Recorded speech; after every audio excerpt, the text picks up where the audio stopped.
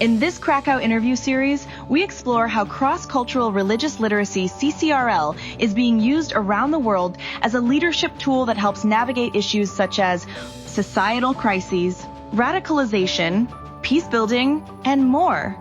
It equips leaders to navigate complex challenges through 3 core competencies: understanding oneself, understanding others, and what we can do together. CCRL also builds 3 essential skills: evaluation, negotiation, and communication. This is practical. This is personal. This is leadership. In this episode, Dr. John Azumah, the founding executive director of the Sanneh Institute in Ghana, West Africa, shares his powerful insights on how religious communities can work together to build lasting social trust, not by compromising their core beliefs, but by showing mutual respect for irreconcilable differences. The Sanneh Institute is a research institute that is based at the University of Ghana.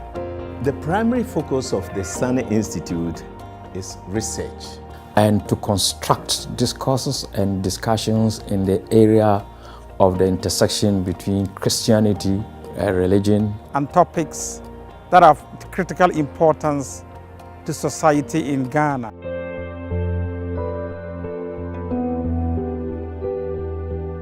Now, Muslims have a weird understanding about Christianity in Ghana. Christians have a weird understanding about Islam in Ghana. But this library should provide avenue for people to search for real, proper information that can actually help in deepening relationships between Muslims and Christians in Ghana. We want to promote Christians and Muslims studying with each other and learning from each other for the betterment of society, for the common good of Ghanaians and West Africans as a whole. Speaking of values, how has your experiences deepened your understanding of how to still hold firm to your belief and yet engage genuinely and intentionally with other faith groups? We think that is absolutely important. We think that having grounding in your own faith, having your roots deep in your own traditions, not just essential, they are requirements for being able to engage with people of other faiths. And we say so because a tree that has not got deep roots cannot grow big branches. So you need to have deep roots in order to grow bigger branches, to reach out to others. And we encourage and we try to model that in our own work, where we say that people should be helped to understand their own traditions very well, and before they are helped to understand the other, what their tradition is saying about the other, and how to then engage with the other. So for us, having the deep roots, you don't have to be an agnostic in order to engage in interfaith dialogue or interfaith relationship. It is about the faith. It is about the tradition. So it's not just individuals coming to engage each other. It's 2 traditions coming together. It's 3 traditions coming to engage. And you have to bring that with you. And we carry those with us all the time, consciously or unconsciously. So we believe that having your roots deep in your tradition is what you need to draw from. The resources, the strength, the compassion, the teaching, the values from your tradition is what you need to engage with the other. And those are very important. So having those deep roots of understanding about our own beliefs, and then being willing, and then going out to engage and learn from those that are different, and then discovering and thinking about what we can do together as a group. And those are the three constituents of CCRL. Exactly. Which is the perfect time for me to ask you, what does CCRL mean to you? CCRL means a lot to me. CCRL, as you rightly said, is about how to help people to gain their personal competences. And this personal competence is what I talked about, having the roots. And it's also about having what in CCRL terminology, the comparative competence, which is about really what your faith teaches about the other and how to engage with the other and to relate to the other. Those are very important competencies to have. But beyond that, how to do things together, how to understand the context and the collaborative competence that comes in there.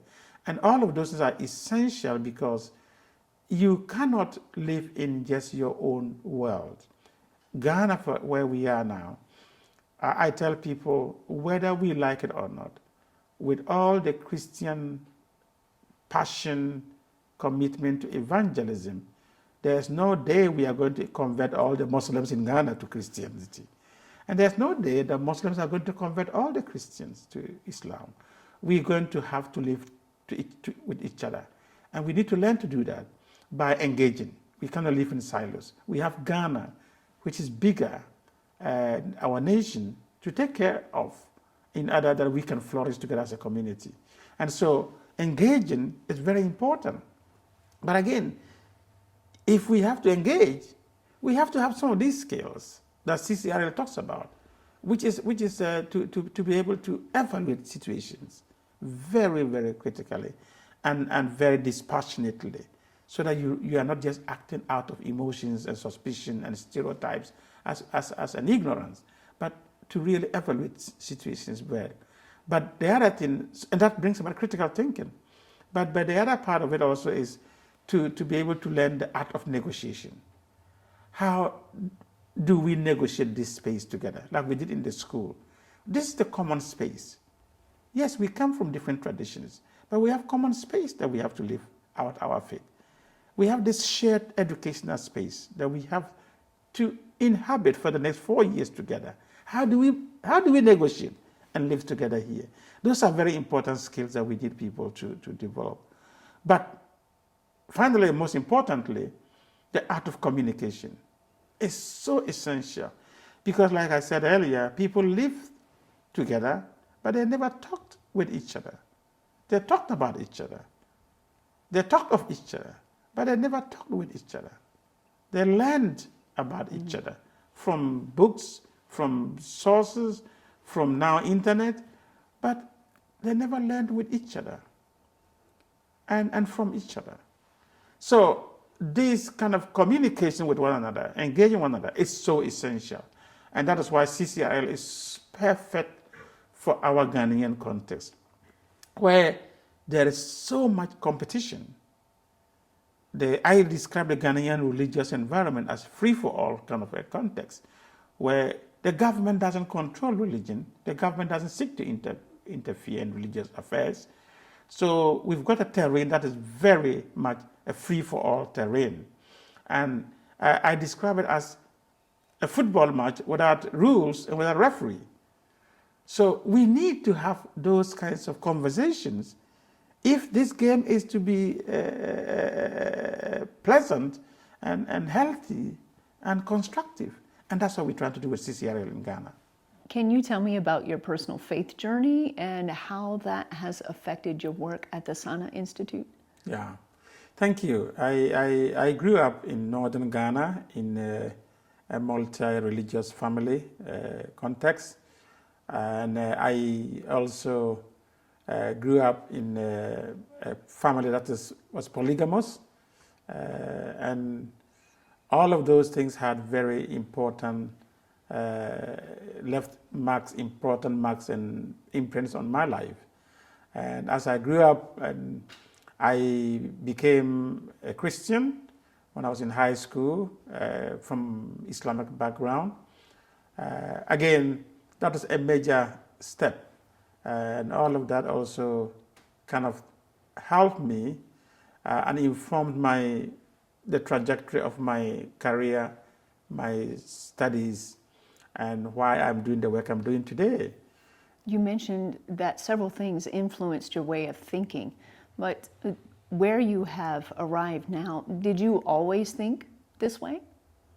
Obviously, no. It was an evolution. It took time. The more I engaged within my own religious community, which was the Christian community now, the more I came to realize that there was the need for people of different faiths to talk to each other and to engage with each other.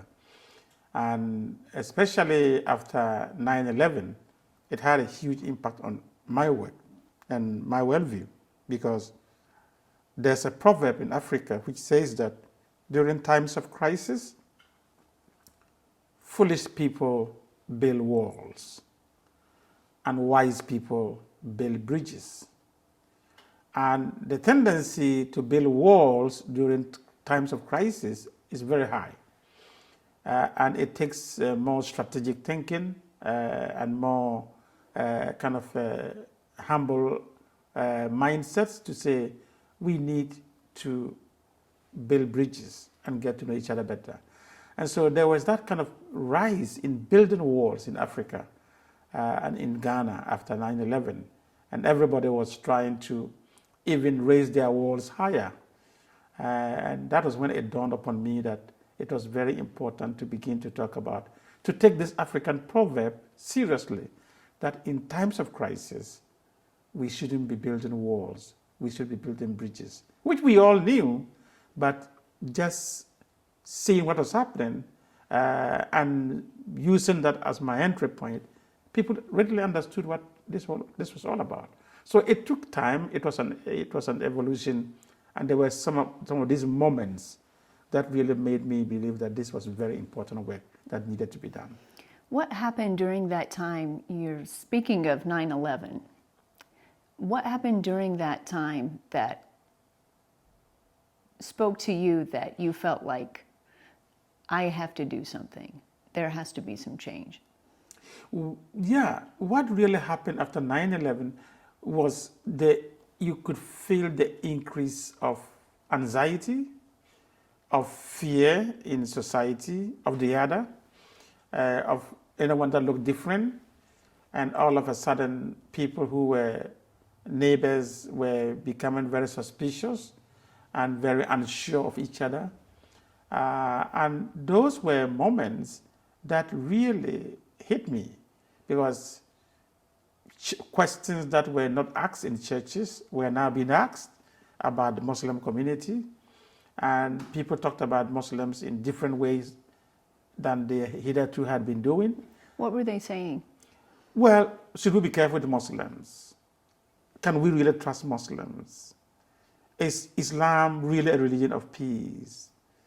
Are they not really planning something against the state? Are we sure we are not being naive when we are talking about loving each other and getting along? These were some of the questions. And these questions were never raised before 9/11. And so that 9/11 moment was a huge moment that kind of shifted people's, not only their ways of thinking, but even their attitudes and behaviors towards each other. And that was where people who would have just accepted food from Muslims to eat without any question were now raising questions. Is it safe to eat food? Can we buy meat from Muslims? Can we, if Muslims give us food during Eid after Ramadan, is it okay to eat it? These were the questions that never were raised.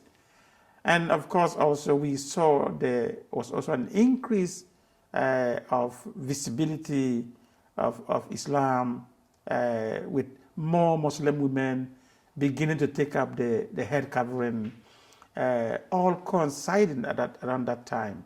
And that kind of visibility of Islam was becoming quite threatening to some people. And that was where we realized that we needed to do some work, because in Ghana, the Muslim community is not that huge. But it's spread across the country. It used to be Only in the north people thought.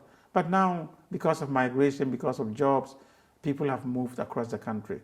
So we saw that it was very important to help the churches and the mosque to understand each other better and to intentionally engage with one another. As a Christian, from your perspective, what were you thinking in the time when you were hearing this change that you had never really heard before?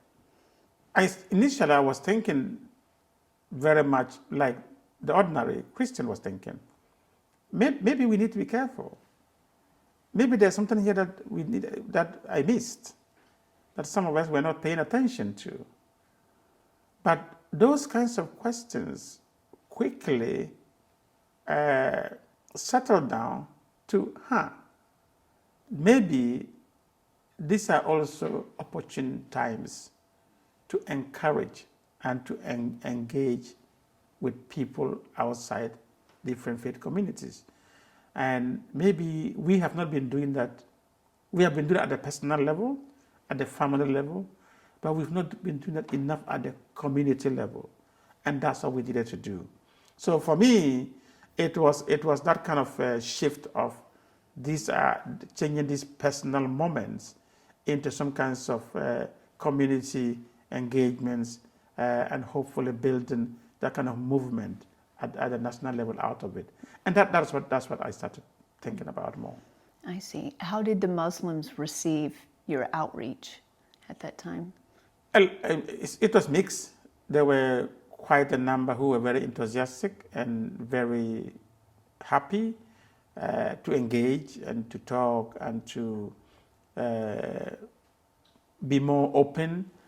But there were also a few who were very suspicious, understandably, and why this sudden interest?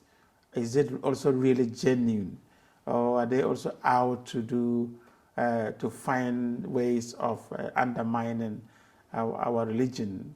And Muslims were genuinely also concerned, even though we didn't have that kind of pressure from the authorities to spy on Muslim communities.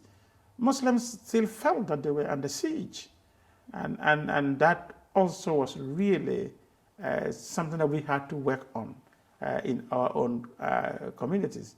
And we did that by simply not giving up and simply being transparent and honest and consistent, because we realized that people would say one thing in public and then say something else in private when they are amongst their own communities.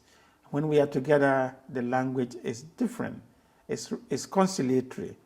It's very constructive. It's affirming. But when we go back to our own enclaves, into our churches and into our mosques, fear is stoked up and suspicions are deepened. And that was, so we said we need to be consistent, because that is the only way to keep this whole thing credible and to build trust. And that's what we try to do. And consistency, I can see that being a great and important component to engagement. Exactly. What did you learn from the Muslim community over time with developing these relationships and applying that? Yeah, we learned a lot. For me personally, I learned that Islam obviously is not monolithic, and that even just as within Christianity, within the same family, Muslims have different viewpoints on any given number of issues. And so it made me more excited, because I felt, yeah, this is so refreshing. Because again, the Muslim community would always, and like even the Christian community, would always like to give the impression that we are all very united. We are one big family. We are cuddly. We are bubbly. We are all happy family. And that's a lot of that is going on. At the same time, there are these divergent viewpoints and even dissent and disagreements within the community also. And for me, what was so refreshing was that it was not viewed as a threat. It was welcomed, and it was debated openly, and space was given for people to express their viewpoints, their divergent viewpoints, and that was very much a refreshing revelation and exciting to me. That it was good to see, especially for young people, to be able to engage in those kinds of ways. Speaking of young people, may you share a breakthrough, perhaps, that happened, whether through school or through students, where they negotiated, let's say, two different faith groups negotiated and reached some sort of resolution? Yeah, we had many examples, but one in particular stands out for me. Was we went into a school. It was a Christian school that had a lot of Muslim students in the school. This is a high school, and students are required, because it's a Christian school, all students are required to participate in Christian worship in the mornings, and Muslim girls were not allowed to wear the head covering. Muslim students were restricted in other forms. They could not say their prayers at certain times, obviously because of the timetable, the school structure. They have a curriculum that they have to run, and all of that. And we entered there and we negotiated, we discussed with the authorities and with the students, and it became very obvious that the school was prepared to change some of its policies to be more inclusive, to be more sensitive, to be more hospitable to their Muslim students.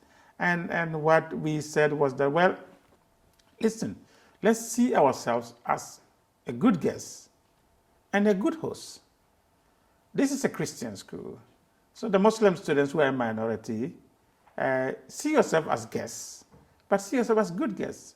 How will you, being a good guest, make your host comfortable and happy to have you in their space? And Christians, this is your school, yes, but you have opened your doors and welcomed Muslim students to be your guests. It behoves on us to be hospitable to them. So if I welcome a guest into my home, I would want to make them as comfortable as possible. And the guest would also want to make me, the host, as comfortable as possible. And for me, when we use those kinds of images, it suddenly made sense to them. Why would I want to make a guest that I willingly invited to my home uncomfortable?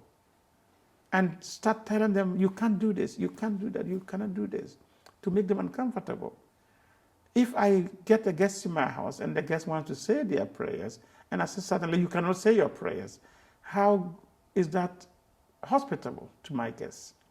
And we also make the Muslims know that, well, when you come to my home as a guest, you don't come demanding that this has to change for my sake, that has to change, and that has to change.